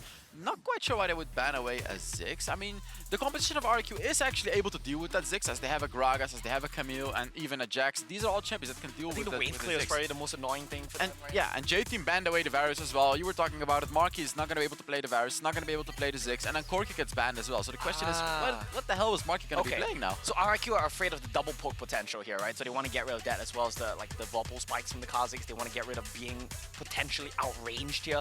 That's good. That's gone. But yeah, that's the right question. What is Marky gonna play? Xayah again? I don't think this is the best angle for Xayah. Kazakhs can come in, force you to the skies, like Orianna. nothing. Okay, this is interesting. I think it's a good pick. It skills very well into the late game. You have that early game composition of J-Team, but now they picked up that Orianna, who skills incredibly well into the late game. Orianna also does so well into those champions that RRQ has picked right now, because she can just maintain a distance, slow the Jax with her second ability, and not allow him to engage in a composition, meanwhile doing a load of damage. So RRQ has to pick champions that can deal with that Orianna. There it is! I love that! Yeah. I love the Lux, because this is one of those champions that could catch out the Orianna and just absolutely one-shot her. Yeah, very long range here as well, right? You're kind of answering them back. And even though you have no enchanters, no true enchanters to buff your Jax, to buff your Camille, Lux shielding will kind of fill in a pseudo enchanter role here. What's the pick for Helios? I'm pretty sure it's going to be a Gragas. How about Ashe?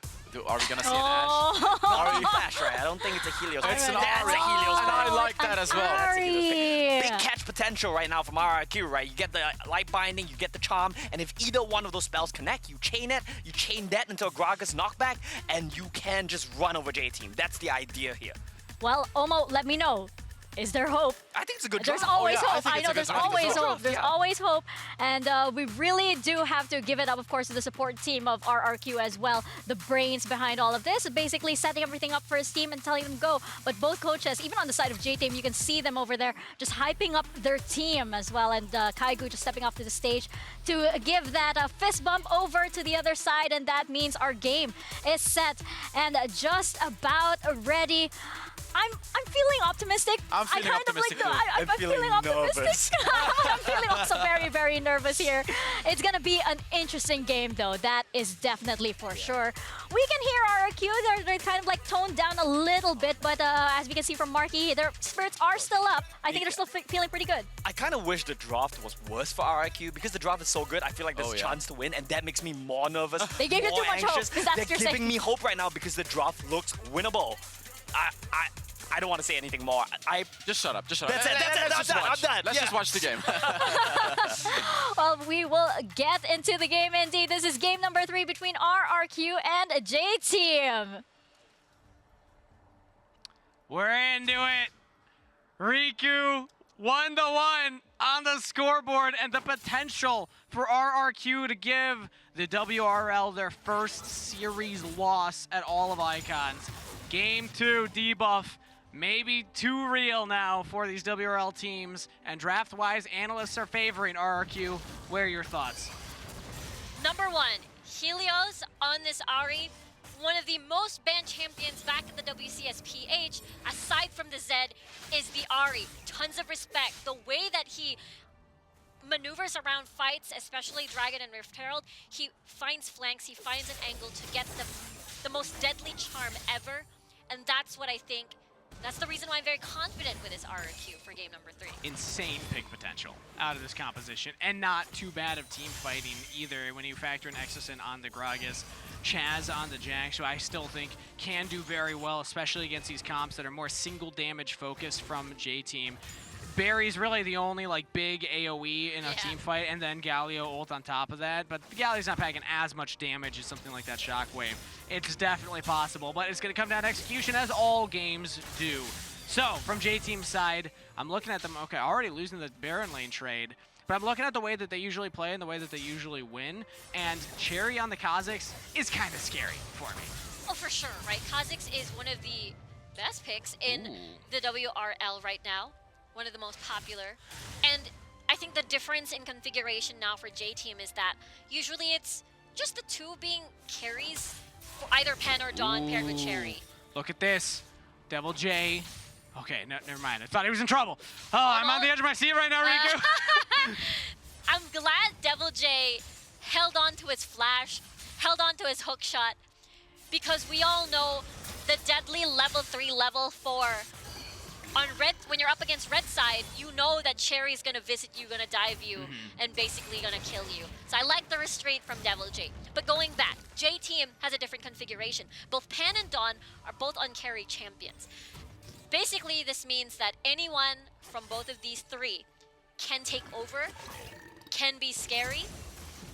Oh, flash engage from Exosin on the Barry, exhaust immediately on the Marquee though, and DY's actually doing a lot of damage right now. That's Ignite down, exhaust traded back, but I think DY actually got baited into it, has to flash away, but Cherry joins in. I believe he got the first kill. Actually, yeah, it popped up first. Cherry gets first blood and a double kill. And just as we said, anyone can pop off, and right now Cherry getting 2-0 at this stage of the game. That is dangerous. We already saw Chaz getting early kills, and we saw how that happened. Feel like J-Team is a team, when they get the early lead, they accelerate it twice as fast. 1,000 gold lead already for J-Team, and it's terrifying for all the reasons you just said, Riku. They will push this for more. As we get a replay, really well done by DY. Yeah, he was able to get the taunt for both Marquee and Exosen, preventing any further auto attacks to land, finish the job. And the best part is Cherry was nearby to clean up Slate. While the fact that, while DY fell through battle, it's still all worth. Cherry was able to get 2-0 on that one. And the fact that Cherry doesn't touch the wave and just walks away means that it's frozen on J-Team's side. Really, really punishing for Marquee and Exosin now. We're going to have to try and push that in, get it to crash. And Dawn was actually able to go for a reset. Was down in gold, and as Devil J catches this wave, should be fine, but actually finds himself still ahead. So J-Team, just at the drop of a hat, in the early game, find a gold lead. And this is terrifying because Cherry can transition that lead further by doing this, invading the jungle, diving. But I like this. Look at this rotation, though. Cherry doesn't know. He's got no vision. There it is. And Exosin is right there. Everything thrown to guarantee Cherry does not get out. RRQ find a pick. And the best thing was Chaz that is able to get that kill. So that's going to help equalize things for both of this jungle matchup. Chaz with gold, good. Yes. RRQ fans, happy with that play right there. It doesn't give them a gold lead, but it puts them back within striking distance now, as the objectives are spawning. 5 seconds till they're up. Dawn, taking some turret damage. That's not what you want. What was that play, Dawn? Chaz is gonna meet him. You have Flash, has to, but Chaz is right back over the wall, and he takes the kill. Chaz capitalizing on Dawn, and they have backup. RRQ pick 2. There's more. They can get more. Okay, they're flashing for it, but DY flashes as well. Chaz is so low, though. This could be dangerous. Barry, if you can find a shockwave, this could turn the play. And okay, there we go. Lands. And first turret to Dawn. J-Team, even when they're losing members, they're still getting a gold lead. Yeah, they had to back away. That shockwave was enough for RRQ to respect that their health bars are not healthy enough to fight this. Ooh, that was big from Marquee. Jerry did not expect that Lux finding to land. This could be huge if Dawn goes down. DY doesn't have an ignite on him. He's not ticking down. Dawn and Sherry They're in the pit right now. Marky as well, but that's a Lux. Doesn't have flash anymore, but nobody goes on to Marky. Devil J now walks forward. And I didn't see who got the Herald because I was watching the health bars. J-Team got the Herald. They got the Herald. That's big for J-Team. Cherry, or the rest of the members of J-Team, was able to zone away a lot of RRQ. There was a lot of respect to the potential lockdown. You saw that Dawn was still super low. They were afraid for a potential outplay. Therefore, that's the reason why they backed away, and J-Team got that Herald. It's just crazy that Marky was able to survive that. I mean, he just walked up, flashed away, and not punished, but J-Team, this is the punish they do. It's not always about the kills. It's not always about the big flashy plays. It is objectives. It's playing the map. They get the turret bot. They get the Herald. Now they secure the Dragon. Yeah, they got to get this tower down to even up the map score, but DY coming up here. Devil J runs away. Barry has the shockwave. You gotta run away. And with exhaust use, you don't even need it. That is a kill picked up for Pan. Nicely done again from J-Team. We talked about the defense and offense of the WRL teams. Even if you want to take something back, they will defend that and take that opportunity away from you. Look at this potential collapse, though. Exosin could be in trouble. Dawn goes in onto 3 big knockups, but the final spark! Massive from Marky. There's a charge. Shockwave landed on the multiple, but RRQ survive. I swear, RRQ is able to get a kill off of Dawn, but guess what? Tower's gone to top side. Rift Herald charge in the middle. Basically, all J-Team has to do, distract RRQ far away from the mid lane, and then they open up the map even more. Welcome to the WRL meta. They will push you to your limit. They will make you work for every inch, and they will get twice as much while you're struggling.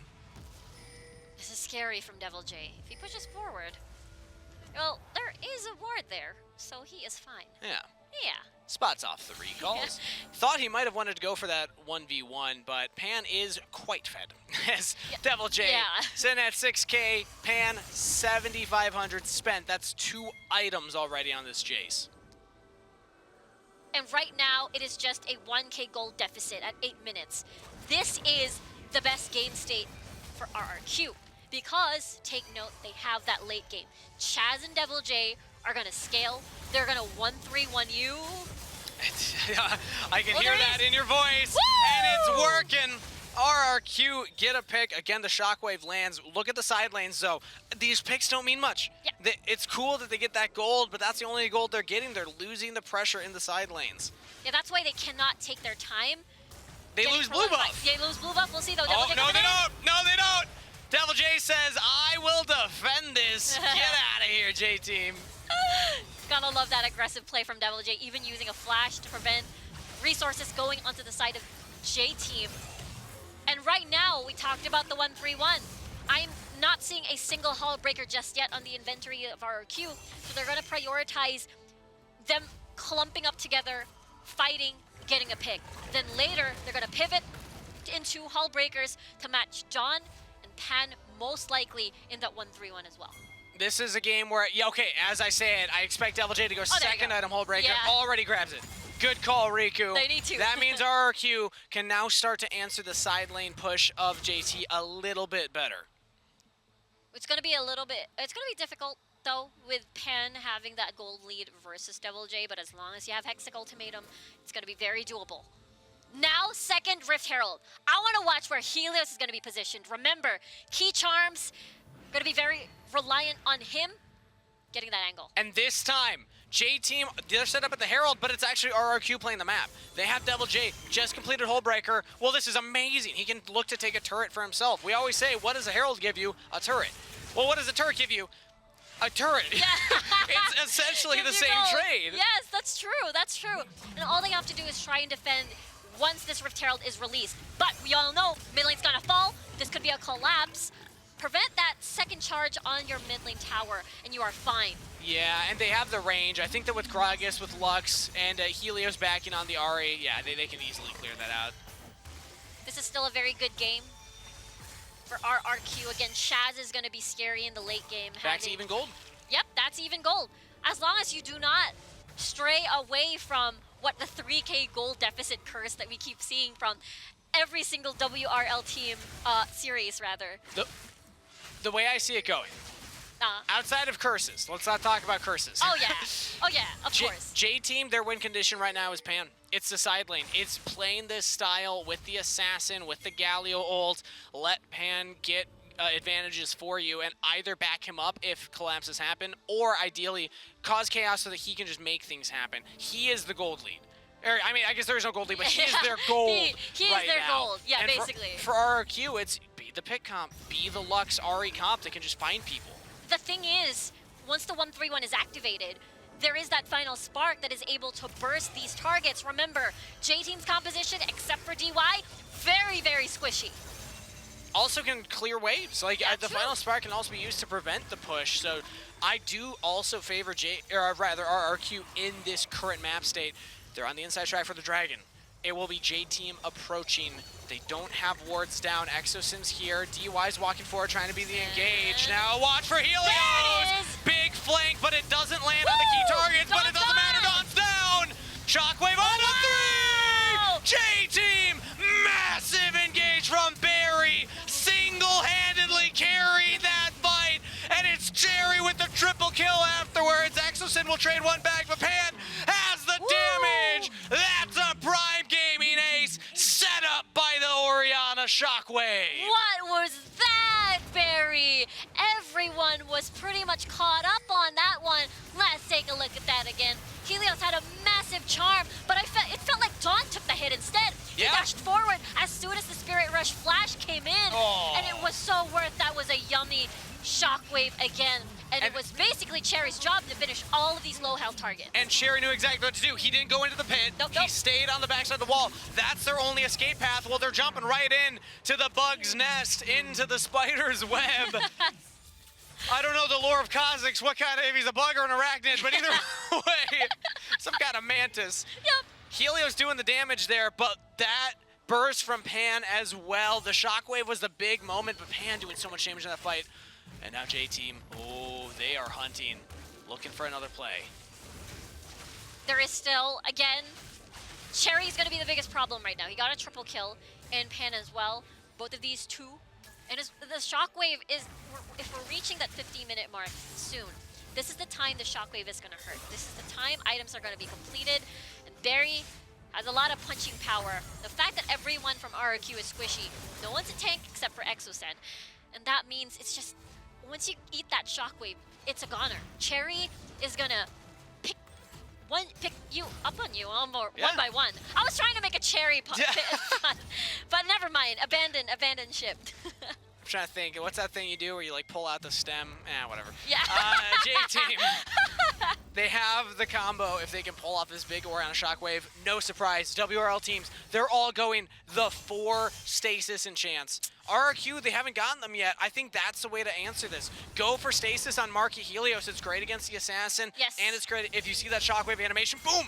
Hit it as quickly as you can and try and dodge out. Exactly, right? It's so easy with a 4 stasis enchant that Devil J has to pick, wait, who am I gonna Hexic Ultimatum? Because if I Hexic Ultimatum them, that's just gonna get canceled by the Hourglass with the animation. So right now, this is a really good choice for J-Team. Exosin, tanky front line, but not tanky enough. J-Team picking up a straggler in the mid lane. That was a really nice pick. 38 seconds on the clock, no support, no disengage. That means they can set up bait for this Baron. RRQ is going to be forced to face check. But they're looking for the Death Brush. If Helios isn't picked here, Helios! Oh, it looked really cool. The flash charm. I don't think he was expecting 3 members right there. I was looking at the side lane though, because Devil J's taking the 1v1, has the double from Chaz. This could be huge! Stasis from both underneath the turret. Dawn's out. No! Devil J follows up. I don't know if he wanted that though. Didn't quite have the damage he needed. And that's Baron, started by J-Team. They're gonna burst this down. This is the choice. This is the choice they made. They teleported at Bottlane instead. I'm trying to get a steal on towards the Baron. They wanted to win that 1v2. Yeah, Devil J, he almost had it. He almost had the play, but the teleport from Chaz, instead of going to the Baron to contest, that might have been the game-deciding play right there, because J-Team now have a 3,000 gold lead. Getting the Baron is going to be huge for their composition. remember what we said earlier, Kangas. The defense and offense of these WRL teams, J Team, they prevented that tower from falling. Dawn prevented his death. They get the Baron. RRQ doesn't get anything, and now they have to defend from this Baron push. Oftentimes, Wild Rift is a game decided by one play. And if you are the benefactor of it, you can close out games. Let's see how J-Team try to do it right now. Baron buffed cannons on the bottom wave. Helios. This is a big pick from Helios. Chain the CC. He's got flash. Cherry should get it. Nice! Oh! The explosive gas, but they don't even get the Guardian Angel. DY with the re-engage. Pan over top. Dawn and Barry are here. They have not used Shockwave yet. Does RRQ know? Teleport. Do they know to watch out for the Orianna Shockwave teleport from Cherry? J-Team are right back on the siege. RRQ, they don't have Helios, and they're gonna lose their bottom inhibitor. This could be the game-ending push, the series-ending push to qualify J-Team into the knockout stage. Do they want to go for the end? They have the Baron-empowered minions. They can push through mid. Yeah, it's still there. The buff is still there. They're removing every single thing away from RRQ, removing their defenses, and now this is a very hard game to get back into. Chaz is so low. Oh, Cherry! The burn? That is insane! The Kha'Zix burst is unheard of, and the shockwave onto RRQ. 2 up, 2 down, a tech pause at the end, but it's looking like 2 WRL teams advancing to the knockout stage. We'll see the reason for the tech pause. I've never seen one at this kind of moment in a game, Riku. Yep. That is the game end. That is the game end, definitely. If this is not a legitimate pause and a reason that, hey, we need to do some kind of restart, Yep. that is J-Team advancing to knockouts. Yeah, that is true, right? It was J-Team, again, continuing the WRL streak. No one yet has dealt first blood series-wise on any of the teams from China. They're that strong. A weird way to close out the series. Let's call it as it is. We're talking as if J-Team have won. We're looking into this. We're investigating the reason for the tech pause.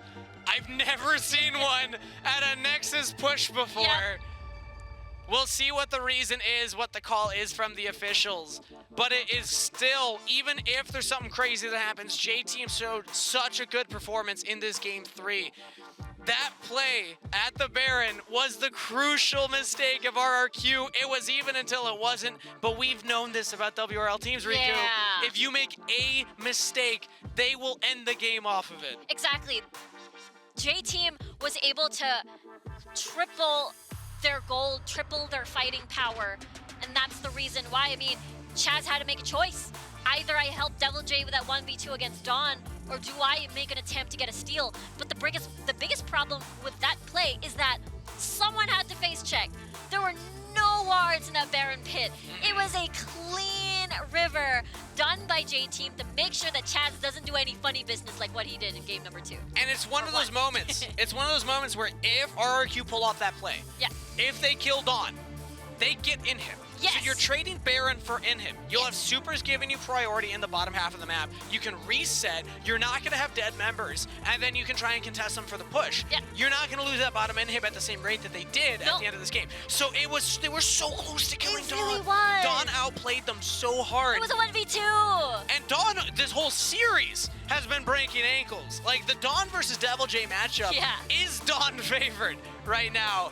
Incredible performance from J-Team's Baron laner, and I can't understate how critical that specific play was to this entire series, to WRL continuing their undefeated streak at Icons. Yeah. It's insane. It's super insane. The fact that it was such a close game up until that dragon fight where Cherry got a triple kill. It looks like we have officials saying that we're going back into the game. I think it's just the game-ending push. Yeah, we're right back into it. And like I had already said, it's that easy for J-Team. RRQ cannot defend against the super minions, and J-Team advance to the knockout stage. There we go. J-Team again, despite that 2-1 series. I don't know what's going on here. Shields is giggling. Best, I mean, I'm not even going to guess what the reason for the pause was. Maybe Analyst Jessica has more information. All we can talk about is how strong J-Team looked, but still, how close this second series was. This is the level of competition that we were hoping to see between SEA and China. Yeah, even though let's just say it's WRL and then the rest, there's a big, big gap. Yeah. But these games being taken out within the series is a sign that there is still hope, that we can do it, and anyone can do it. I mean, Furious Gaming did one, At right? this point, against it's Nova. WRL versus the field. The field, If you've been following Icons or if you're just tuning in right now, it is WRL versus everyone. Yeah. And there's a chance today that they can get 4 teams into the knockouts. TJ mentioned it before, right? You mentioned this, Kangas. It's highly There's a possible. chance that the 4 WRL teams are all in the semifinals. Oh, that's so accurate, I swear! I did it again. You did I it feel again. bad doing it when he's not here. 'Cause he's not here to like retort back and try to do like an Andy Like an impression. AD and get revenge on you. No, you gotta take that revenge on another day when you're not casting. But you see the winning team on your screen right now. Again, all these teams from the WRL, calm, cool, collected after these wins. And that one was a close one. It really was. They had the work for that. Props to RRQ for pushing them. They have a second life in this tournament. They can bounce back in the lower bracket. For sure. They just need to win one more best of 3 series, and they can still get out here. And it's going to be Sengoku or Team Queso. Yeah. So, again, if we're calling this a group of life, RRQ should still be favorites to get out. And I'm just happy that the series went that close. And we almost had the WRL drop in a series finally. It was almost, right? Like, imagine the fact that game number 2 wasn't even a close fight. It was a very dominant from start to finish. True. With Shaz, legendary with Exosen on that Lee Sin who had a bunch of kills and just kept going and going and going. And J-Team was like, can we stop? Can we take a break, please? Like, stop fighting us. But at the end of the day, the WRL are too tall of a mountain to climb. So, Mika and the analysts, what a series. I can't wait to hear if you try and break that one down. Oh yes, it is 2-4-2 for the WRL so far. By the way, Kanga, spot on TJ impression. I almost felt like he was here. He's probably watching. I'm sure. So I'm sure he saw that impression. But yep, 2-4-2 so far. That was impressive from RRQ though. We gotta say, it did feel like they pushed J-Team all the way to 100%. To me, it felt like that, and that was great to see. So far, RRQ have been the only team to push the WRL teams at all. Yeah. Game 2 against JDG, and now Game 2 against J-Team as well. It's going to be a long, hard road for RRQ if they want to make it to playoffs, if they want to book a rematch against one of the Chinese teams again. But I feel like if there's any team that can do it, it's going to be RRQ. Yeah, and we should point out as well, you know, you're absolutely right. They did push J-Team all the way to like their 100%. So I feel like, you know, should this come to another rematch or something, perhaps RQ will be better prepared, but so will J-Team as well. I mean, like, these teams from China are evolving as the tournament progresses. So it's like, when you get one up against them, well, the Chinese teams have also got a one up again. I mean, this makes me so excited to see the WR teams face each other as well, because we have 4 of them. Yes. Oh, can you imagine seeing J-Team up against FPX, against JD Gaming? Like, knockout stage is going to be a banger as well. It is. And you watch the clips right here, you see how the Chinese teams are starting to pressure you in the early game. Just as you say that, we see a Giga in from the jungler. It happens, you know. It's a double-edged sword being aggressive. Sometimes you get overly aggressive, but I love that we're seeing this new dimension come in. Well, I say new dimension, but it's something they always do in the WRL. They just haven't felt a need to pull that trick out of the bag yet until today. Yeah. And it honestly felt like RQ was trying to force the Chinese playstyle, because there were a lot of moments where we saw Camille constantly try to split push, because, you know, Look at the ball here. Yeah. I'm just gonna cut you off. This ball placement real quick from Barry. Oh, yeah. MVP of the whole game. This right one there in the game. Yeah, that was crazy, this team fight.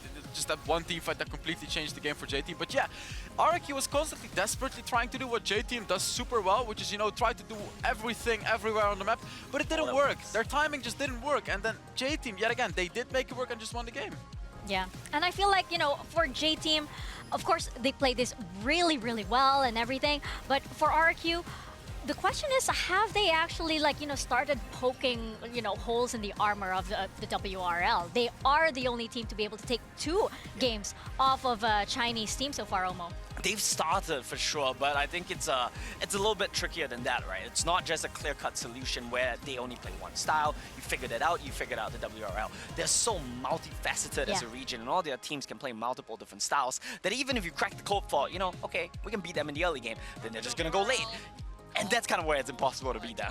Yeah. We did see that there was potential. I wouldn't quite say they poked the hole. They just kind of tickled the WRL, right? Like, hey guys, we're here as well, because it just felt like the WRL was not even looking at any other region, but now they will. They will look at the SEA region, they will look at RRQ. RRQ has already taken 2 games off the WRL, so this is going to be a very respectable team from the Chinese teams, and I'm sure in the future, if RRQ makes it to the knockout stage, the WRL teams are going to respect them and play properly against them as well. Hels, do you think that the point that they lost at Game 3 was it that Ocean Drake clash? Was it that shockwave? I mean, that was the one big fight, that one shockwave which allowed the Kazakhs to get the resets and just finish off. I would say so, yeah. But that's the thing about WRL teams as well, right? If it wasn't that fight, it'll be the next fight. Yeah. It'll be the Baron because fight. That's why I was hesitating as well, right? Because sure, that was the fight, but indeed, just like Omo said, it would have been another fight otherwise. Like, they can always find the miracle. They'll always find it. They'll always find it. Yeah. And against the so-called miracle team as well, which TJ mentioned. I just realized JT managed to qualify to the knockout stage. Yeah, for some reason, he just manages to find his way onto this broadcast, even though he's not supposed to be here. We are going to take a quick break, but when we return, we have got the 3rd series coming right up.